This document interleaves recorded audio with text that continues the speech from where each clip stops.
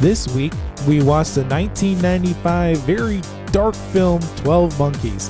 And along the way, we ask, is risking yourself to a deadly virus worth shortening your prison sentence? Why don't more people like Terry Gilliam films? And what does this movie have to do with Legends of the Fall? This is Force-Fed Sci-Fi.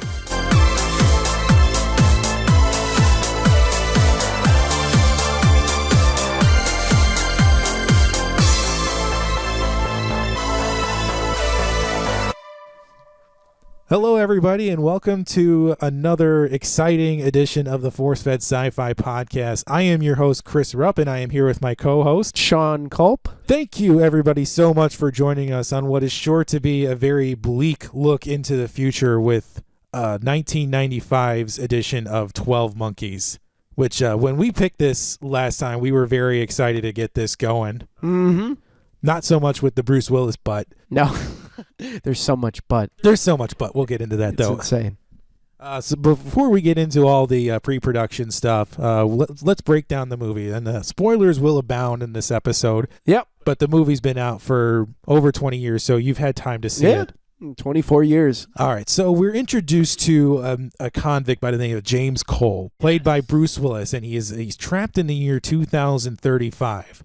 And at this point, there has been a deadly virus that has ravaged the earth. 5 billion people are dead, and because of this, people have been forced to retreat underground and live. There's no governments. It doesn't look like there's any pets. No, there's no. Quite frankly, it looks like the future is no fun in 2035. It looks like hell. They're all in cages. I mean, it's just terrible. They're all in cages. They're being fished out or quote-unquote voluntold to do science experiments. Yeah, Bruce Willis and James Cole is the unfortunate soul who is picked to go to the surface and collect animal specimens. Yes. And because he's done such a good job of picking spiders and cockroaches and all kinds of creepy crawly things for examination, they have enlisted him for a time travel project. Ooh. They want him to go back to the mid-90s and see if there's anything he can do to prevent this virus from being unleashed and wreaking havoc.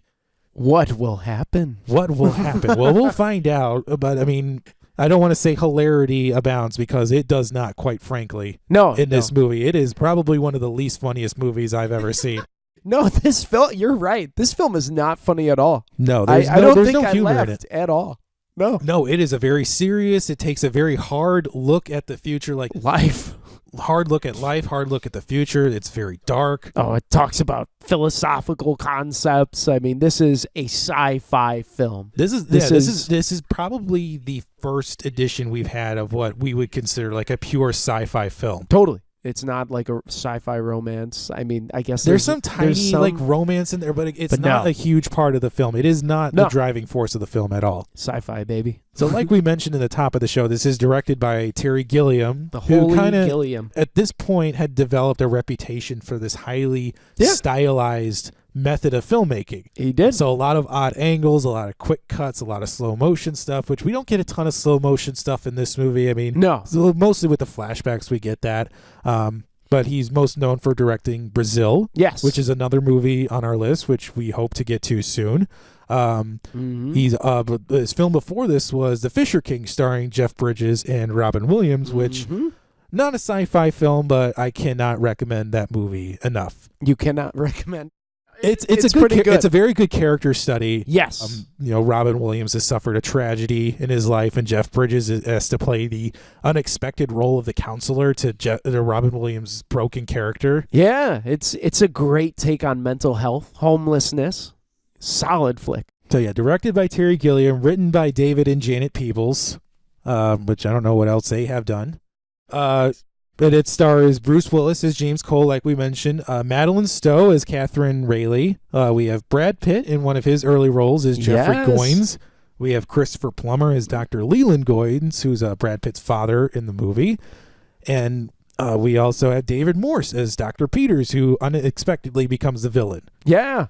It's super shocking. Made on a budget at the time of about $30 million, which I'm a big fan of the inflation calculator, so that's about $51 million in 2019 money. You're a big fan of the inflation I calculator? love throwing that out there, like when someone says, like, oh, we spent $2,000 in 1912, and it turns out that's like $1.5 million in 2019 money. Like, holy crap, what happened? I wish I had $2,000 to take back with me to like 1915 and be like, I'm rich. Just go back with my meager bank account and be like, I'd like to buy one of everything, please. I mean, you could do that now. Just go to a third world country, man. Well, we've talked enough about the problems with time travel, and I don't want to be that rich gringo who shows up to some foreign country and be like, I have $3,000. I am the wealthiest man here. I'm gonna own a restaurant. That's colonizer syndrome, is what that is. Colonizer syndrome. So, did you know this was actually 12 Monkeys was actually adapted from a 1962 French film? That's right. They had to convince Chris Marker, I think is the guy's name. It was the French film La Jetée. La Jetée. Yeah. La Jetée. They had to convince I'm pretty him. sure we're butchering the pronunciation. We're not French. We are not. Please find our ignorance charming. And so they had to convince this guy, the director, in order to remake the script. Well, Universal acquired the rights to it, and it did. The 12 Monkeys borrows a lot of elements from the film. The original short film, I think, was takes place after World War III. So you have the cataclysmic event, and then you also have the time travel elements. Yeah. It was during that awesome time. I think it came out in 62. 62, yeah. It was during that awesome back when period. science fiction was kind of almost being de-emphasized for these bigger budget action movies, because we're also getting, this same time, we're also getting the rise of the James Bond films, but there's still the French art house pictures. So we're seeing a lot of cinema styles kind of clash together there. And did you actually know that Waterworld actually affected the budget of this movie? I saw that. So that's why it didn't get a huge budget, because Waterworld, which if you know Sci-Fi, it's just a mess. That film is hot garbage. Well, also, too, I mean, Waterworld cost like $150 million to make in the mid-90s. In the mid-90s. There is no way you could have made Waterworld today. No, not because at all. Because in 2019, $150 million is probably something like $240 million. Yeah. Oh, it's insane. And Waterworld is a pile of doo-doo stew is what it is. Oh, it's so bad. It's got Dennis Hopper in it, and who else? Who's the guy? Kevin Costner? Yeah, Kevin Costner apparently grew gills. Oh my gosh! Don't worry, folks. That's on our list too, and look forward to that. Wait, that's on our. Oh, we gotta put it on the list. It had to be on the list. I mean, if it's not, I'm gonna go in and add it. Frick! It's gonna be there. I mean, how are we not gonna? We're gonna suffer. But think about how much fun it will be to butcher that movie. Oh, it's gonna be great. You take away the power of something when you satire it. So true. Well, because of the budget constraints, everybody had to take a pay cut. They did. I mean, Bruce Willis practically worked for free on this movie. Yep. And everybody took a pay cut because they wanted to work with Terry Gilliam. And Brad Pitt at the time was fairly unknown as an actor. And it's like the fun fact with this film is before they were filming this in 95. And so Brad Pitt just while he was filming it, they released Interview with a Vampire, 7.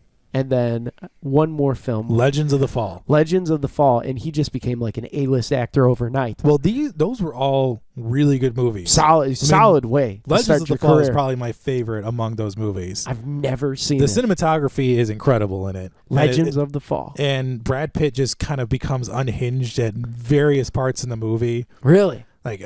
I don't want to get too deep into it because I could, probably talk for 45 minutes about Legends of the Fall.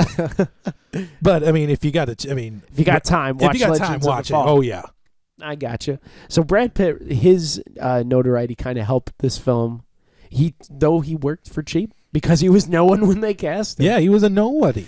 Terry Gilliam they liked because he was super strict on the budget. Universal loved how he was just like this budget guy. He wants to save as much money. Well, he's kind of known for doing as much as he can with a tight budget, and he has to give a ton of credit for being able to do that because he has made movies that stand out. I mean, I'm pretty sure Brazil was probably done on a tight budget. Fisher King was probably done on a tight budget. This movie obviously was done on a tight budget, so he has to get a ton of credit for doing high quality work with like minimal money. Because for Universal at the time, I mean, $30 million was probably nothing to them. It was probably just like, hey, here's some money. Go have fun. Right. Here's $20, kid. Go have a night on the town. Go live your life. But they didn't want to give him 50 or 60 because of Waterworld. So Yeah, I don't blame freaking him. Kevin Costner. It's all your fault. You suck. Imagine what this movie would have been if you hadn't created a mess of a movie. Maybe it would have been a cleaner city. A nicer looking Philadelphia. God dang it, Kevin Costner. You ruined Westerns for everybody, and now you ruined 12 Monkeys, too. Wait, what? Western? Waterworld was a Western? No, Dances with Wolves was a Western. Oh, okay. I was going to say no. Well, because that no, movie kind of ruined people's expectations of what is the definition of a true Western, quote unquote. I have not seen that film. It's like a you're two-parter, right? It's so long, there's an intermission. There's an intermission? There is an intermission. I imagine it came out on like a 3 VHS box set. Oh, I watched it. I've watched it once. I've watched it once and made full use of that intermission. It's like, oh, God, I got to go to the bathroom. God. I think it's on Netflix, but no, I'm not. Yeah, if you got 4 hours to spend, I mean, you can ruin your definition of what is a Western film doing that, but I mean... Ruin your definition of a Western film? I don't want to get too deep into it because I'm going to just get mad. Anyway, initial choices to play James Cole was actually, did you know Nick Nolte was considered for that role? Nick Nolte. I mean, just seeing I mean, Bruce Willis is one thing, but Nick Nolte just has that permanent angry look affixed to him all the time. He's got resting angry face. And his voice, it's so gravelly. It's like he wakes up and gargles marbles or something in the morning. It just gets. I mean, I imagine Christian Bale just heard Nick Nolte speaking that's what I want to do for my Batman. Exactly. And then he just puts rocks in his mouth. And then here's the weirder part to me is they actually considered Jeff Bridges to play Jeffrey Goins. I know. That movie would have been so weird. So weird. To me, that's like casting Matthew McConaughey to play James Bond. Matthew McConaughey. It's like, I'm James Bond. All right. Now you see, and what we got to do is we got a bad guy over there, and I'm right here. I'm the neutral good in this, so I'm gonna go get that guy, and then I'm gonna go get the women. I'm gonna get me well, I don't really do martinis anymore, but I do me my wild turkey, so I'm gonna get me some of that, and then it's gonna be a good old time. Just first, let me get my Lincoln. Yeah, his Lincolns don't go left. They just go all right. I'm over you. Well, we're sticking with the casting for a moment here. I mean, the casting director of the movie actually had to convince Terry Gilliam to put Brad Pitt in the movie because of what you said. Because he was still relatively unknown at the time. They had to convince him. So his star won 7 and Legends of the Fall, an Interview with the Vampire came out. His star was shining pretty bright. So there aren't I can't think of few people who had as successful as a run with those 4 movies than anybody else did at the time. Oh yeah. It just saved his career. And then this film gave him an Oscar didn't save nod. his career. It gave him a career. It gave him an Oscar nod. Yeah, man. I mean, we'll get into that. He twitched his way through it. Well, you know how they accomplished that, right? How? Terry Gilliam took away his cigarettes. No way. Yeah. Are you serious? Uh-huh. He just took away his cigarettes, and it was just like, now you're crazy, huh? Holy, I didn't know that. So I got to ask this. I mean, what do you think somebody has to take away from you in order to get your best work out of you? Oh, my gosh. Probably my phone. Yeah, or just withhold food. Be like, you're not going to eat until we do this. Yeah, you can't have your cream corn until we get a good job out of you. No cream corn. What about you? Oh, it would probably have to be my bourbon. Your bourbon? Yeah. Oh, wow. It's like you can't drink bourbon anymore until you do all your work. Like, oh, crap. Not beer?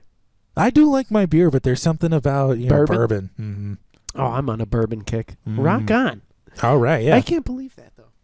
Yeah, just taking away the cigarettes was How addicted to cigarettes was he back in the day? He had to have been. He had to have been smoking like a carton a day to just, a carton a day? I assume. I mean, if he was able to get that much decent work out of him, I assume it had to be a buttload of cigarettes.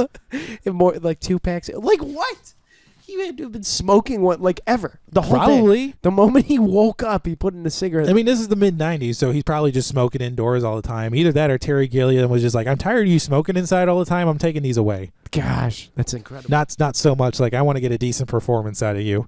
That's incredible. Gilliam, actually, he didn't write this, the script. No, he didn't. This is his second of his films that he's directed where he hasn't written. Because he tries to only direct what he writes.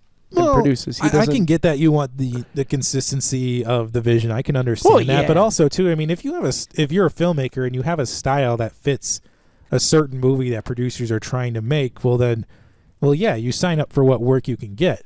Yeah. I mean, yeah. I think Terry Gilliam was at a point in his career where he could be a little choosy with the work he was getting thrown his way. But I still think as a director, you don't have that luxury of saying like, well, I don't really want to do this movie or that movie. Like you take what work you can get pretty much. Yeah. I mean, unless your name is Steven Spielberg, then like you don't have your pick of movies you want to do. He is not attached to this film. No, sadly. Sadly. What are you talking about? There would be children, endless children. Film. James Cole would have been played by some unknown 12-year-old. Gosh, and he'd probably have so much dialogue it would ruin the film. Right. No, thank you. Although, speaking of production of the film, I mean, this movie was only in production for 3 months. Yeah. Which is insane to think how much good work they were able to get in 3 months. 3 months is it. And they were a ton of setbacks. I don't know if you read about these. I mean, having to film on the East Coast in the middle of winter, which, I mean, you think Midwest winters are brutal. I can't imagine what it's like on the East Coast with all the winter typhoons or whatever they get. Just like the horrible things that seem to hit Boston every single winter season. Just wash the set away, freeze it. They didn't have any studios. No, they didn't have any studios. All on location. All done on location, which is where you get a ton of like the aesthetic of it. You get the abandoned building look. There were technical glitches with a bunch of the props, so that set things back a little bit. And did you see Terry Gilliam fell off a freaking horse? He fell off a horse? He fell off a freaking horse. There's a behind the scenes documentary with it. He's sporting this big old black eye while filming the movie. It's insane. He fell off a horse. A horse. A horse. And the horse wasn't even in the film. No, I can't think of a single moment where it's like where it would have been feasible to shoot on horseback. And also, too, as a director, why would you suggest even filming on horseback? I don't understand. People, I mean, but great. That sucks. But despite all of that, the production was only a week behind schedule and under budget. Which, I mean, yes, no shooting schedule is going to be perfect. You're either you're going to be over, or you're going to be super over on your schedule, and it's so hard to come in under budget too. And he did. He did it. He would go to flea markets to get props. I mean, it was crazy. They'd use, like you said, abandoned buildings, landmarks. I mean, he was very efficient. I think it creates a consistent look that he was going for, because right away in the beginning of the movie, we see that the future does look bleak. Everybody's in these hammock cells. Everybody hammock. There were no hammocks. There were hammocks. They were sleeping in hammocks. They were sleeping in hammocks in iron cells. Yeah, I mean, no privacy at all. Gosh. I mean, hammocks are see-through. The cells are see-through. I mean, you can't take a poop in privacy in the future. But you can see your butt. That yeah. And all right. So before we get into the movie itself, let's talk about the science of the movie a little bit. Yeah. I mean, in our last episode, we discussed Back to the Future, and we also discussed time travel and the limitations and, the improbability of seeing time travel somewhere in the future. But I thought it'd be interesting to talk about the science behind viruses. Ooh. Because the big plot device of this movie is the virus that has wiped out 90% of the world's population and has forced everybody else to live underground. But there actually is a very real possibility of a virus causing an extinction level event like this. Yeah. I mean, we've seen some pretty deadly ones in history. We have the bubonic plague, cholera, the Spanish flu, which coupled with World War I killed a bunch of the world's population. Yeah. And then currently we have HIV, and there's the Ebola virus, which the Ebola virus is probably the scariest freaking virus that's out there right now. What about the swine flu, man? You don't remember that? I do remember that, but I don't remember like it causing like a worldwide pandemic though. Oh, I know. I mean, HIV, I mean, it's still out there. There's still tons of work that needs to be done on HIV, but Ebola is the real kind of scary, the virus boogeyman that's out there. It is. There's no treatment for Ebola. Once you get it, it's sudden and you're gone pretty quick from Ebola. You're bleeding from your eyes. You're bleeding from everywhere on your body pretty much. Terrifying. And most of these are spread conventionally. You have dirty water, you have poop, you have coughing, sneezing. Others are spread through the exchanging of bodily fluids, which is where how the HIV virus is spread. But many of these viruses, or at least strains of them, are kept in laboratories across the world. I mean, two of the big ones are the Center for Disease Control, which is based in the United States. And then there's also the United States Army Medical Research Institute for Infectious Diseases, known as USAMRIID. They store a ton of these viruses here, but these are government facilities. And incidents there have to be reported. So that's something like a potential breach in a suit. That's a virus, a strain getting out of its containment zone. But then there's also private labs. Oh, yeah. There's private labs that do their own research. However, incidents at those labs don't have to be reported. So there is wait, you're serious? Because these are private labs and there aren't like a ton of regulatory agencies for this. So they can just like... There could potentially be a pandemic that is caused by one of these private laboratories that's experiment. Like say, that's just insane. For giggles, they want to experiment with like the cholera virus or something, and it gets out. And it infects people, and it can be traced back to this laboratory that had an incident that went unreported. Yeah. So there's a very real possibility of something like this happening. Granted, I don't imagine it happening on a global scale where 5 billion people are killed. Yeah. I mean, that's one heck of a virus to kill 5 billion people. It has to be highly contagious. It has to spread. It has to be airborne. It has to be spread coughing, sneezing, bodily fluids. So it has to be also a highly evolving virus as well. Nowadays, you can even have a game on your cell phone that lets you mutate a virus and try to wipe out the world's population. Yeah. But usually we see these viruses in movies, something like this, or we see the after effects of the viruses. We see movies like Dawn of the Planet of the Apes or Resident Evil, where the virus has wiped out humanity and it's either left zombies or dead people in its wake. It's always. But we don't see a lot of movies that have like an active virus or the threat of one. I mean, one of the only other examples I can think of was the movie Outbreak. Outbreak, okay. With Dustin Hoffman and Rene Russo. Never saw it. Oh, I'm going to have to put that one on the list too. What about, did you ever see, I think it's Contagion? Yes. Yes, that's like a progressive. That's a crazy I think virus movies film. like that to me are so interesting because you see the active investigation of, okay, well, how did this virus get out? What's our method of treating it? Who's infected with it right now? What can we do to prevent it? It's pretty cool. It is pretty cool. And I mean, epidemiology is a pretty cool medical field. So, yeah. If a deadly virus were to be released today, I mean, how effective do you think it would be? I mean, we live in a very weird society right now. We still have a movement of anti-vaccinations. I mean, traveling has now gotten easier, it seems like. Yeah. I think, though, I think in modern times, we would be able to extinguish the virus pretty shortly. Well, I would hope so. I think so. I don't think we're not like Black Plague type of stuff. Well, I mean, also, too, I mean, we've evolved beyond the Black Plague because, the reason why that spread so quickly was people were literally throwing their poop out into the streets. It's disgusting. I mean, London probably still reeks of all the poop that was thrown into the streets and, in the 14th centuries on. I imagine there might be still some holdouts who are like, I don't trust the sewer system. Into the street it goes. My great-great-grandfather pooped in the street, and I will. You're never I will too. Stop me. Well, where do you pee? I'll pee in the sink. We will always pee in the sink. That's how we wash the dishes, mate. Apparently, it went Australian there for a second. It did. I think the only way a giant virus like that would spread is if like government agencies or like, the virus holders would take control and like kind of do what they did in this film. Like if it was an active someone, there has to be some type of like conspiracy where the virus is planted in like airline jets, and then that's where we get like somebody's playing up on the chemtrail conspiracy. There exactly. Like there's just, I don't think it's not possible. No, but who knows? We could be wrong. There could be a virus spreading right now.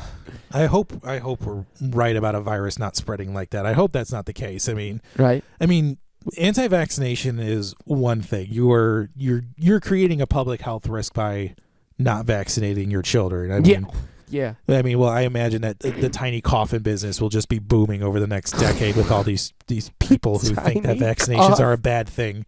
They are not a bad thing. Coffin business. Yeah, that's good. That's going to be a booming business here with all the people who think that vaccinations are bad. Here's a business to invest your stock in. Yeah, that's a morbid business to invest your stock in. Gosh. All right, so we've talked enough about viruses and being a bit of a bummer. Let's talk about the movie now. All right. So right away we see that text screen at the beginning of the movie. You know, it's 2035. Cool. 5 billion people are dead. Everyone else is underground, and our only hope is Bruce Willis and shoddy time travel. Bam. Shoddy time travel. Shoddy time travel. It was shoddy. They have no control. This is probably the least reliable method of time traveling we've seen.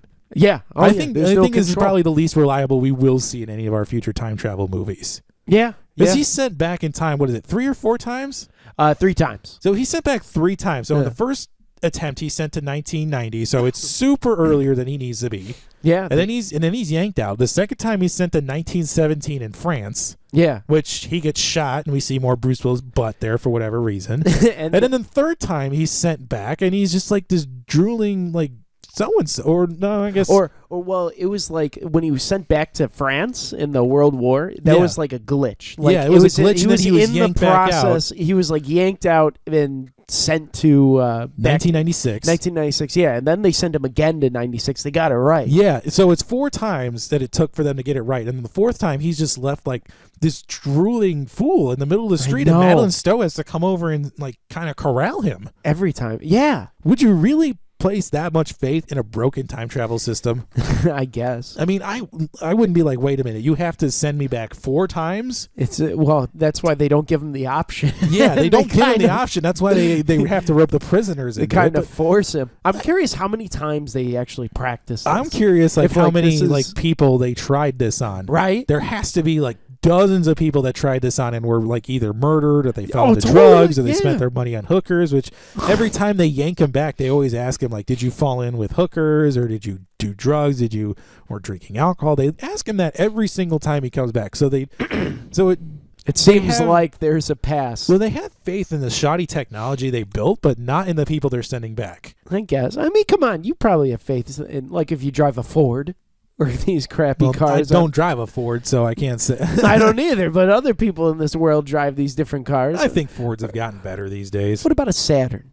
Plastic? Who still drives a Saturn? Hey, there's people out there. They don't even make Saturns anymore. Exactly, but people still use them. Well, and they're putting their faith in the shoddy equipment. Well, as I say, bully for them. Bully for them. If it gets you to point A to point B and it still works for you and they're still making parts for it, by all means, drive what you want to drive. That's right. Trust that equipment. But let's talk about like this council that seems to run this underground society. It seems to be all made up of scientists. It is all scientists, and they're weird. They're weird. It's a very eclectic group. It looks like there's a microbiologist. It looks like there's a geologist there for whatever reason. I'm trying to decide if those are like the top scientists or if they were the ones left over.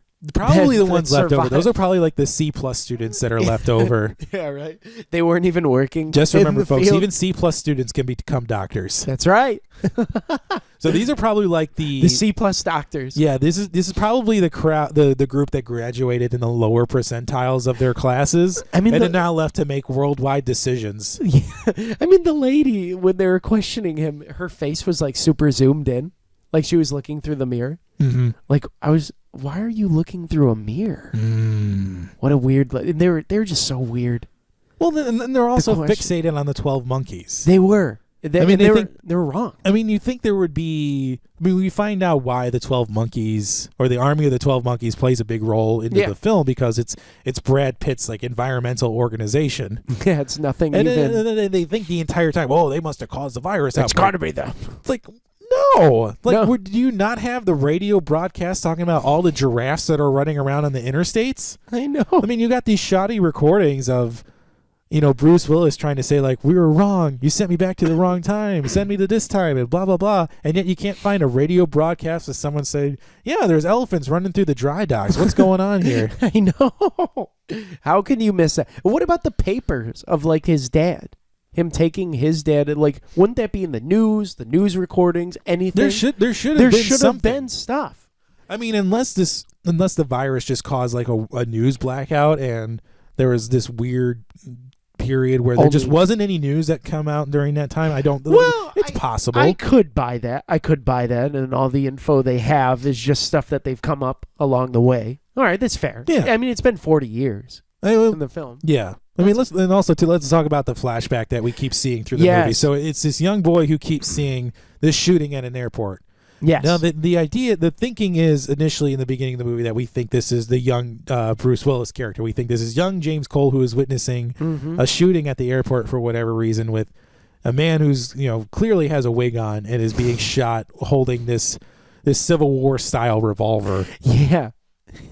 A Civil War style revolver. It is a Civil War style revolver. It's very old school. I mean, and he's just shot, and then it just shows the kid's face. Well, I mean, he gets shot. I mean, it's very Willem Dafoe, like from Platoon. Yeah. It's like he's the sacrificial Christ-like figure of the movie. He is. This film is an analogy for Christ. Yeah. You didn't pick up on that, Chris? Of course I picked up on that. I mean, it was ham-fisted in its way. It was. Just jamming that in your freaking face Well, the whole time. let's talk about the first time that Cole is sent back. Yes. Like we said, he's sent back too early. So this trip definitely not successful. He goes back naked and winds up in a mental hospital because, of course, everybody thinks he's crazy, a la Sarah Connor from Terminator 2, where people think she's crazy. Well, he ends up, he beats up like 2 officers. Yeah. Sends them to the hospital. But because he doesn't know where he is. Although speaking of like Bruce Willis butt, that is the lens flare of the movie to me. It's just a gratuitous amount of butt we see in the movie for absolutely no reason. Because every time Bruce Willis is sent back, he's naked, and then here in his first trip back, Brad Pitt has to flash. I know. Has to moon the ward he's on for whatever reason, yelling colonics for everybody. I love this character. He does. Everyone moons. Gilliam loves it. Loves butts. All right, so here we meet Brad Pitt's character Jeffrey Goins. Yes. What's wrong with him? He's either got schizophrenia or something going. Schizophrenia slash dissociative identity disorder, I think, is a more appropriate term now. I think it's definitely schiz. Yeah, he's got something going on. He's so twitchy, and he's like everything. Like he just goes on these crazy tangents where he just starts shouting things at people. The guy sitting in his chair. Sit down, Jeffrey. Get out of my chair. Get out every time. Yeah, Brad Pitt is just like become the crazy old man. Like, get off my chair. And dude, like he'll be running around the ward chasing the doctors, and then some guy just sits in his chair and he stops. He's like, "Get out of there. Get out of my chair." I love it. And then Bruce Willis has his misadventures in the first trip, and he's yanked back. Yep, because there's nothing. He couldn't find anything. He eats a spider. Because every time he goes to the past, they're like, take some insects back with you. Bring some insects back, because that works out so well. Which, like, in my mind, I'm like, so the insects are going to be transported in time with him, too? It was just, it was crazy. What does he put in his pocket? Although, speaking of insects, you want to hear This Week in Toxic Fandom? I'm down. So, courtesy of IMDb, near the beginning of the film, Cole collects a cockroach as it crawls through the snow. Cockroaches aren't active in winter and wouldn't be found crawling through the snow. Also, the cockroach he picks up is a Madagascar hissing cockroach, not found in the United States. So apparently some entomologist out there was watching the movie thinking, oh gosh, they're picking up a cockroach in Philadelphia. What's wrong with them? That's just so terrible. Just some entomologist nerd going, well, actually, and fixing their glasses. Apparently that bugged you so much that you had to go to the internets and yell about it. I just don't know how they must know their bugs that well. Well, I mean, I guess that that cockroach is pretty distinct in its in how it looks, but even still, that's crazy. And they told it to the internet. Yeah, because we're a better place to voice your opinions and gripes with society. So then because people pay attention to that. So then 2 guys like you and me can talk about it on a podcast. Yeah, pretty much. There you go. Like I said, you take away the power from something when you satirize it. All right, fair enough. So, I mean, but getting back to the movie here for a second, I mean, we see, Bruce Willis is back in the underground society. Yep. Now they're questioning if him. this future society is able to send people back in time. Mm-hmm. Can't they build better or at least cleaner underground facilities for everybody? Yeah, this film is so dirty. Yeah, because it just seems everything. Like even looking at it, I just wanted to get a tetanus shot because there's so much rusty metal that they're storing people in everywhere. It's just like, what? There's got to be so many diseases. There's got to be. I mean, yeah, you're worried about the virus up on Earth, and yet you're giving people tetanus by storing them in these rusty iron cages. God. It's great, unless that's like a thing that they do. You know, it's just like the monthly tetanus shot. Monthly tetanus. Here you go. Here's your compulsory vaccination. There you go. So then we get to Bruce Willis's second trip back in time, and this time worse than the first. World War I, baby. He winds up in World War I in France, where he is shot in the leg. Dude, here is my toxic fandom. Oh, here we go. So they say the bullet that he was shot with could not be dated from World War I. It's a new bullet. It came from the past by time traveling. However, the bullet cases of many countries during World War I was stamped with the manufactured date. But the date on it was wrong. Oh, God, people. So someone literally paused the film and looked for the date on the bullet and was like, nope, this was made for the film. Oh, God. People dumb. I know. That's your gripe with the movie is a bullet in a tiny 2-minute, if that, scene? It's not even 2 minutes. He's in there for like... He winds up there, gets shot in the leg, and then is pulled back due to some glitch. Oh, that scene also has my red shirt. So in the scene, there's like, well, because everyone's dying in that scene. There's so many soldiers getting shot. But so there's one soldier that gets shot, and he's like bleeding on on his head, and he like his head lands on a rock, and then he shouts something into the camera, and then just bleh, bleh. Just like a quick little death gas bleh. Yeah, I'm like, what is this? What? Okay. That was my red shirt. So first 2 trips back in time, not really successful. And then in the middle of the second trip, we flash forward to 1996, where we've met Dr. Catherine Rayleigh earlier in the movie, but she didn't really wasn't a fan or wasn't on David Cole's side at the time. She wasn't. Or James Cole is his name. She was assigned to James Cole for like his mental health, XYZ. She was his doctor. And so she was getting a lot of flack from the doctors because they're saying she's being too nice.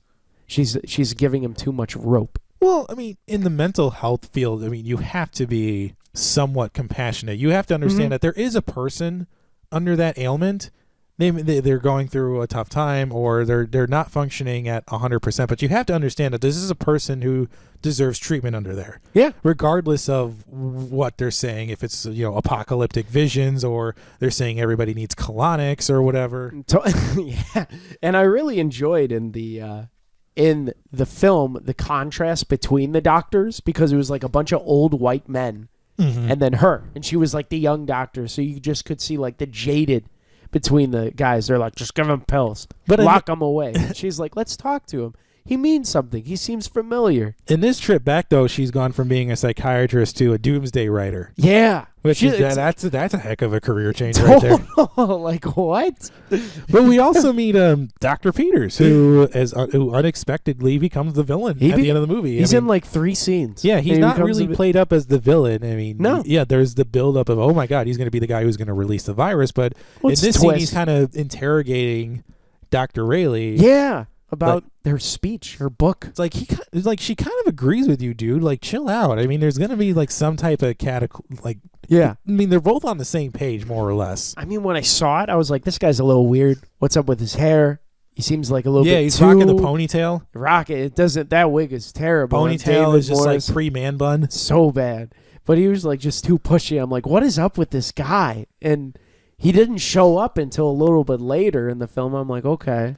Yeah, I mean, we realize that he's actually like he is the guy, like a Dr. Goines assistant, and creates this virus in the lab. But Rayleigh becomes Cole's hostage, and then starts to buy into his apocalyptic visions. She understands, like, oh my gosh, like he's actually right. Maybe he's not crazy. We need to help him. I mean, she helps him out. They rob a pimp together. They dodge airport security. They rob a pimp together. Yeah, they beat up a pimp and they steal his money, and apparently the pimp had enough money on him to go to Key West. I know. They have no money the entire trip. Yeah, I mean, they're just like, they walk into a hotel and slam down $26 for a room for an hour. Yeah, that's right. Yeah, but it still fascinates me that those hotels are out there that you rent by the hour, not by the night. I know. I saw that and I'm like, what is this? And then the guy comes in and he's like, hey, you think you're walking the streets? Yeah. What do you think you are? This is my territory. It's like, what? It's like, where are your girls, dude? Like, yeah, man. That was so funny. But I have to ask this too. I mean, does he really need Catherine to do what he is set out to do, or what Cole has been tasked to do? I think it's just because he didn't know how to drive. He said he can't drive. Yeah. And so he needed to get to Philly. But he just happened to run into his former psychiatrist, like, hey, take me on a road trip. All right. Maybe take me on this apocalyptic preventing road trip. Maybe it was a little too convenient. Yeah. Just a bit. Yeah, that's a suspension of disbelief right there, that he just happens to run into his former psychiatrist who buys into his craziness for a second and is like, okay, I'll help you try to prevent the apocalypse. It happens. They have enough gas and money in her car. Yeah, I don't know how long the drive is from Philly to Baltimore, but it's got to be a couple hours. Yeah, right? Oh my gosh. And he just, the whole time, the whole time he's tripping on the whole retro radio. Totally. That was like some of my favorite parts. He's like, I love music from this era. We don't have music. It's amazing. Maybe that's what all right. Yeah, they need music in the future, man. And tetanus shots. So tetanus shots, music, cleaner facilities. Yes. We're just making a future list for 2035. Like, you, listen, like, leaders of the underground, you need these things if you want people to be happier.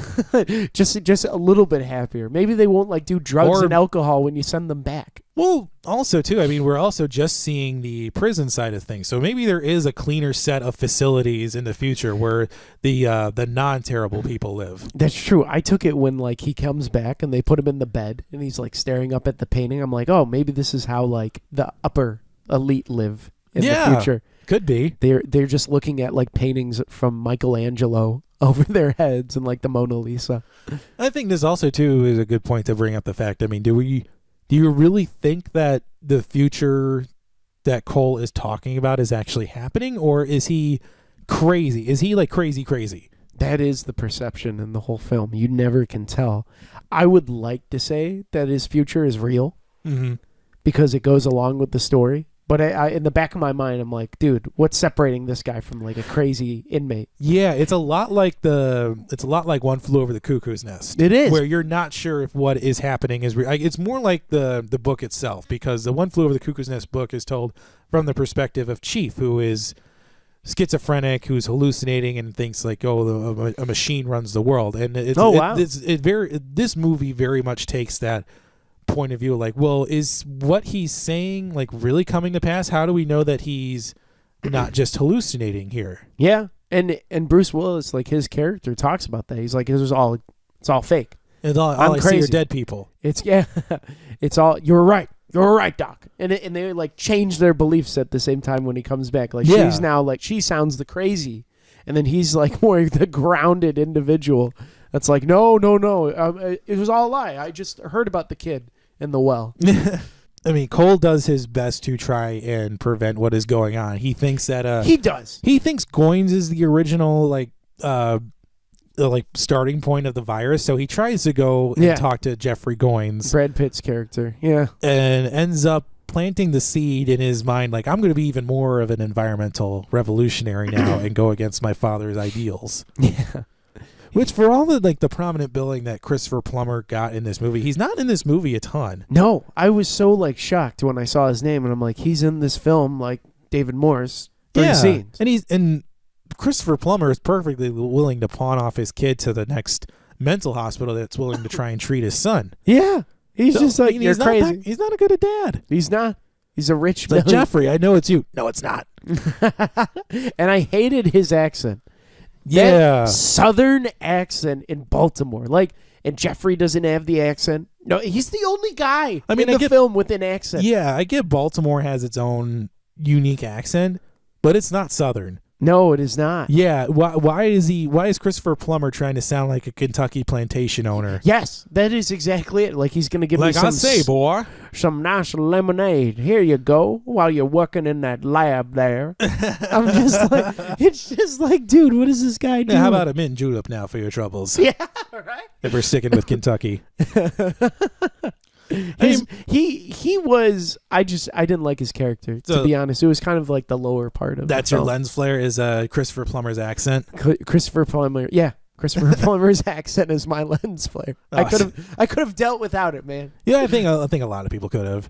You know, we get Catherine Rayleigh and James Cole going on their mission, and then in order to get them to stop looking, it looks like at one point that Bruce Willis kind of kills Madeline Stowe. Yes. But the first time I saw this, I'm freaking out like, no, why is he killing her? There's no reason to kill her. Me too. And then we see on the news that like, a body that's been possibly identified as Catherine Rayleigh, like, you can't put that on the news. You can't say possibly identified. Possibly identified. Turns out they're wrong, and Madeline Stowe's just been in the trunk the whole time. I know. That was a nice gotcha. I mean, that's my red shirt, is the poor lady who was misidentified as Catherine Rayleigh. Like, oh, turns out we were wrong. That was one of my red shirts. But you didn't see him kill her, so that's why I didn't pick it. Yeah, but also too, like, heard about it. I just the news outlet bothered me. Like, possibly identified. Possibly, I know, right? It's like somebody's not doing their job that well. In this week's edition of somebody not doing their job well.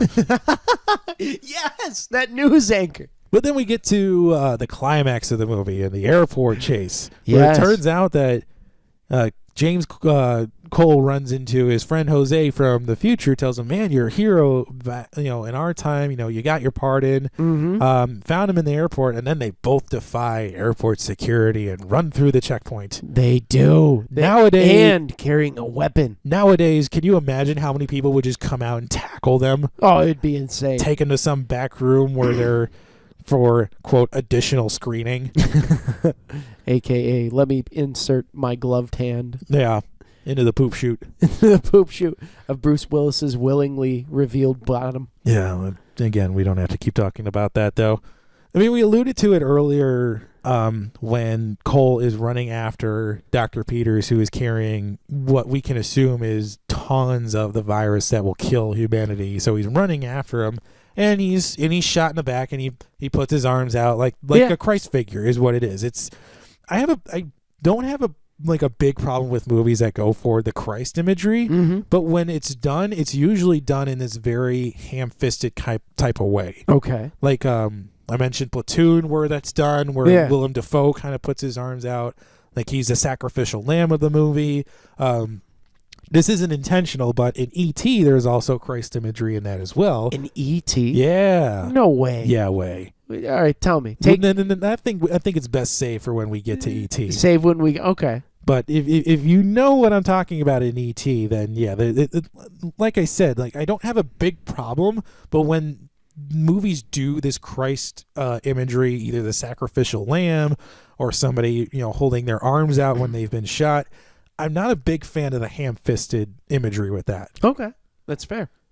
I don't mind it if it's properly placed. Yeah, and I agree with that too. It's just if you're going to do it, at least do it in a subtle way and not a way that's hammering people over the head with it. Exactly. This is supposed to be a representation of Jesus Christ. It's literally the director shaking an audience and saying, "This is what I'm trying to say with it." Do you get it yet? Does it make sense? Do you get it? Do you get it?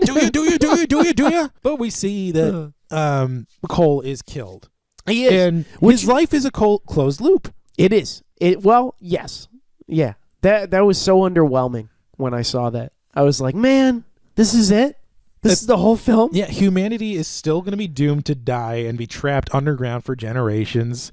Cole is still going to wind up in prison. Everyone he knows and loves are most likely killed by this virus. And he's still set to keep repeating his futile mission again and again and again. What a terrible Groundhog Day.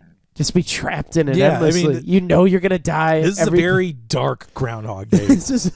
When you compare it like that, I would almost prefer to watch Groundhog Day. This is the dark version of Bill Murray's. Yeah, this is like somebody who was sitting in the writer's room for Groundhog Day and was like, I think I could make this darker.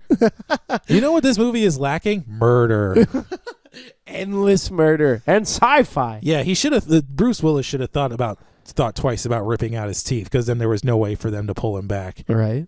Oh, that's true. See, I wasn't sure if that was a truth or a lie, because he sees like this homeless man without teeth. He's like, you just got to rip out your teeth.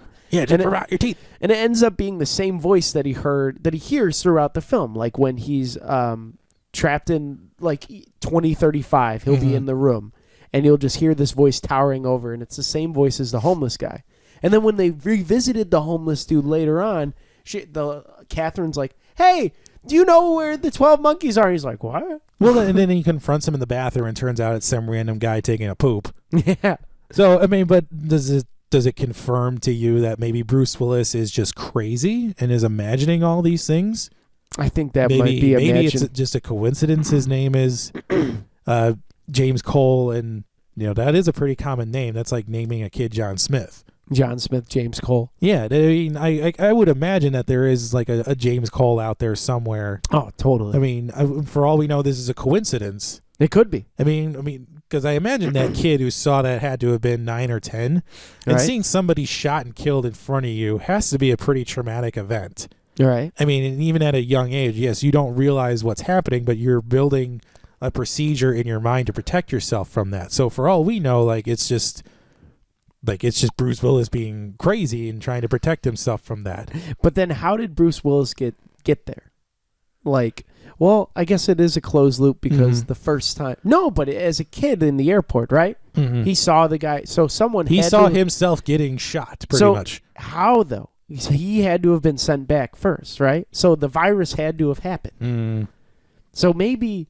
So there is the theory. Fans say there's a closed loop theory, and then I saw another theory on YouTube, which is such a reputable source. Oh yes, I believe CNN gets their news from there. That it's not a closed loop, but when Dr. Peters gets on the plane with the meds, like the virus, he ends up sitting next to one of the scientists from 2035. Yes. So a fan theory is that they figured it out, who it was, and then they sent back one of the scientists to confront Dr. Peters and take the virus and etc. But it doesn't go into it. He just sits down on the plane next to her, and he's like, "Hey, what do you do for a career?" And she's like, "I'm an insurance agent." And then that's it. Which I found kind of ironic. Well, we've reached the end of the movie now where it's just humanity is just doomed to die. Doomed to die. Doomed to die. It's a very bleak It is outlook a in the future. very bleak outlook. Yeah. It's sad. Very depressing. This is not a feel-good film. No, it absolutely is not. It does not leave you with the warm fuzzies like Back to the Future would. No, it does not. It's not like this film is like saying, "Hey, you know what? I want to watch The Passion of the Christ." That sounds like a great. You want something heavy, like I'm going to watch The Passion of the Christ and follow it up with 12 Monkeys with 5 billion people die in the future. Yes, I feel like that's a good cocktail for a bleak movie. I love myself today. Sprinkle in a bit of Silence of the Lambs on top. Requiem for a Dream. Oh, Lord. Yeah. Yeah, we're just you want a good feel crappy about the world movie night. I think we just outlined a perfect roadmap for you. I mean, now that the movie's over, well, let's get into the legacy of the movie a little bit. All right. It was nominated for 2 Oscars. Really? I just saw the one. What was the other one? Best costume. Oh. So the best costume, and then Brad Pitt's supporting Oscar. Yeah, he was nominated for supporting actor. I think he won a Golden Globe for it, too. He did. Not the Oscar, because the Oscars are very political, and you very rarely win an Oscar on your first go-around. No. Unless you're Rami Malek in Bohemian Rhapsody. Or, what's that guy who... he was in Quentin Tarantino's film. Oh, Christoph Waltz. Waltz. Yeah, he won back-to-back supporting Oscar. Not back-to-back, but back-to-back film nods. roles. Not noms. He was nominated in 2009 for Inglourious Basterds and then 2012 or 13 for Django. Yeah, so he won both of those. Yeah. So, maybe first time We'll go. see. I mean, but those are 2 very good roles. Yes, But they we're are. digressing a little bit.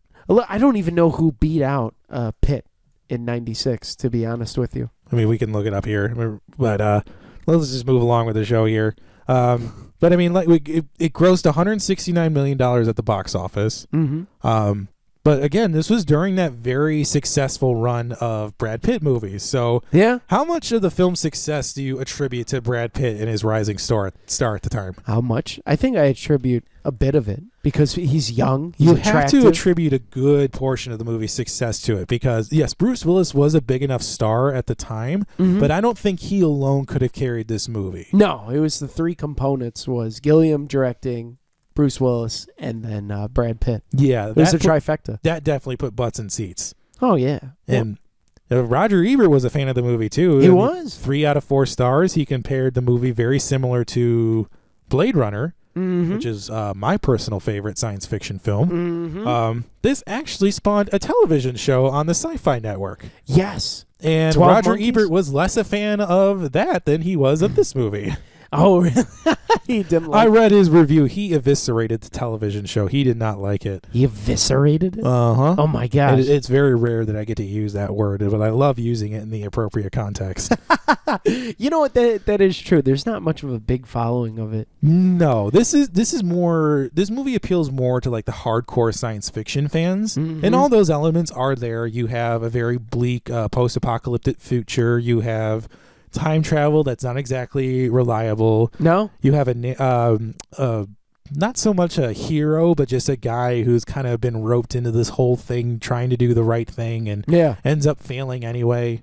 with a checkered past. Checkered past. That's right. I wonder what he did to wind up in prison in the first place. I feel like he killed someone. Maybe. Maybe, but it's not really gone into. It just says No. like he's got violent tendencies. I know. Oh, Brad Pitt got beat out by Kevin Spacey.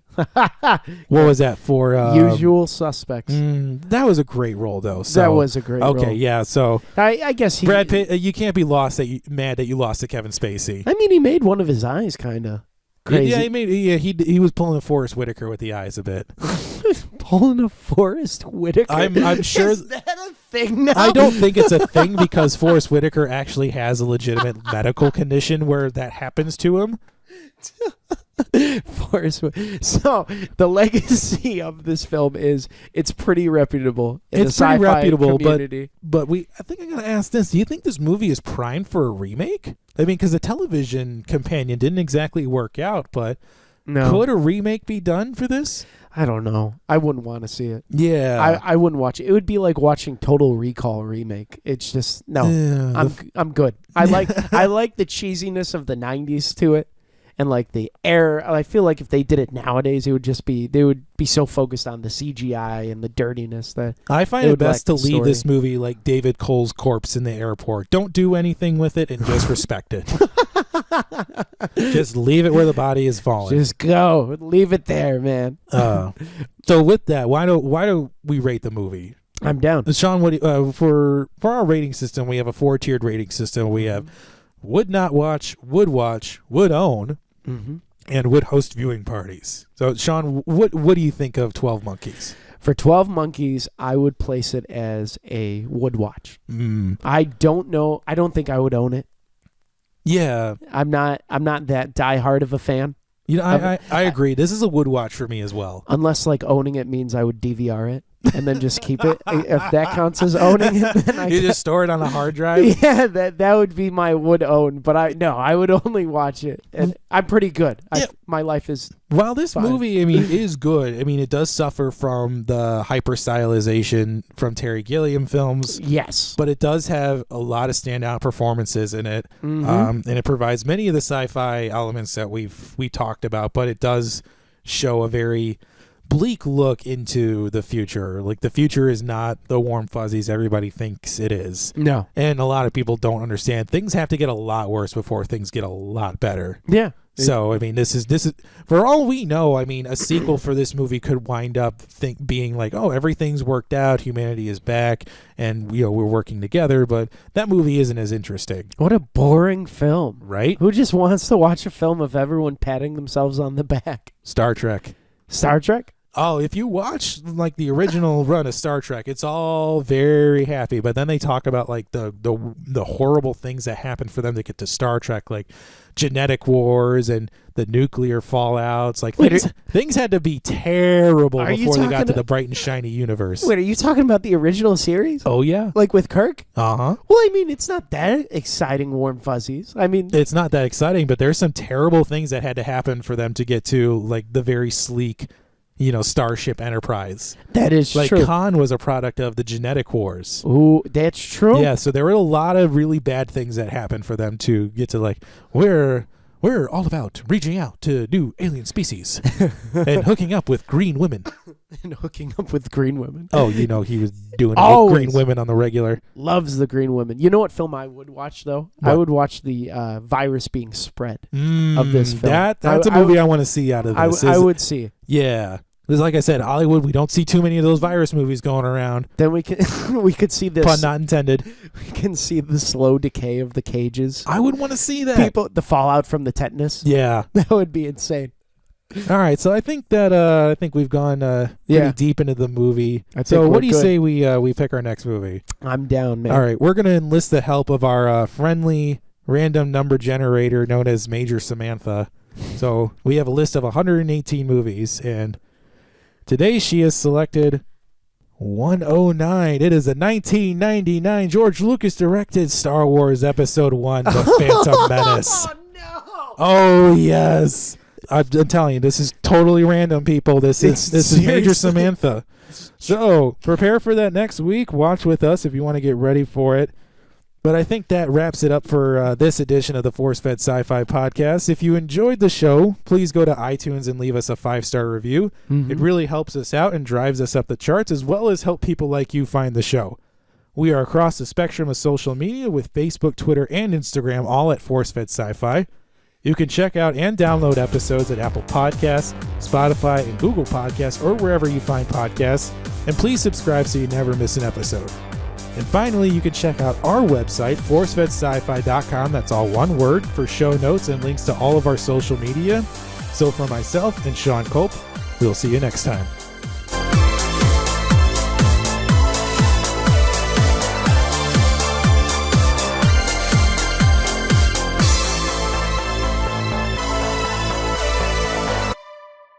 Force Fed Sci-Fi is written and hosted by Sean Culp and Chris Rupp. Website design and associate producer is Jeremy Keski. Artwork designed by Mike Berger. Theme music composed and performed by Custom Anthem.